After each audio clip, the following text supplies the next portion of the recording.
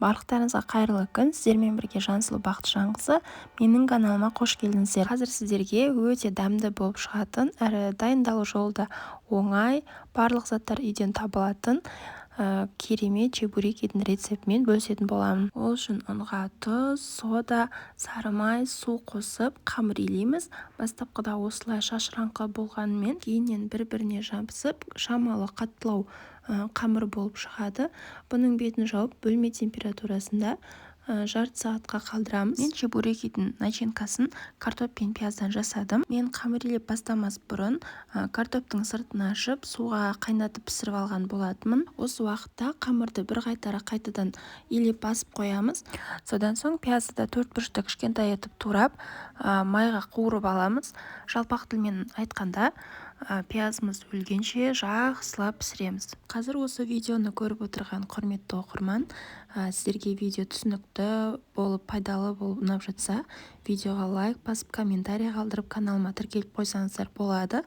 Менің каналымда өте оңай әрі тез дайын болатын рецепттер бар. Сіздерден қолдау күтемін. Одан соң қамырымызды өте жұқа етіп, біркелкі етіп жайып шығамыз. Егер де сіздерде осындай дөңгелек пішін жоқ болатын болса, майонездің, қаймақтың осындай контейнерлерін алып, осымен мен сияқты кесіп алсаңыздар да болады. Дәл осы менің рецептімен жасайтын болсаңыздар, видеода көріп тұрғандарыңыздай өте көп мөлшерде чебуреки шығатын болады.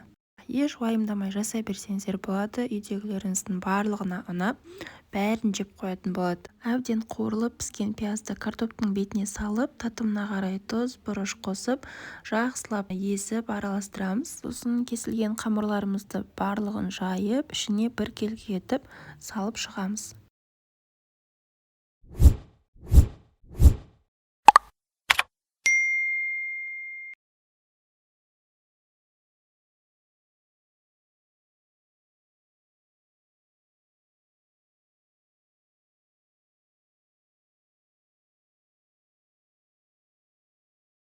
Мен мына жерде бір чебурекидің қалай түйілетінін көрсеттім. Осы жерде мұқият қарап алсаңыздар болады.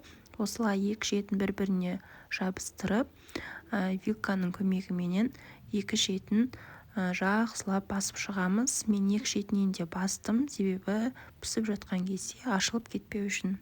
Осылай барлық чебуректерімізді түйіп болғаннан соң қызып тұрған отқа пісіріп аламыз. Начинкасы пісіп дайын болған соң ұзақ отта ұстаудың қажеті жоқ. Осылай екі шеті қызарғанға дейін ұстап пісіріп ала береміз. Сонымен біздің осындай кішкентай, әдемі, сүйкімді чебуректеріміз дайын болып шығады. Өте дәмді болады. Шеттері қытырлақ, ортасы жұмсақ болып, міндетті түрде жасап, отбасыларыңызды қуантыңыздар. Сіздерге махаббатпен жасап көрсететін Жансұлу. Сау болыңыздар.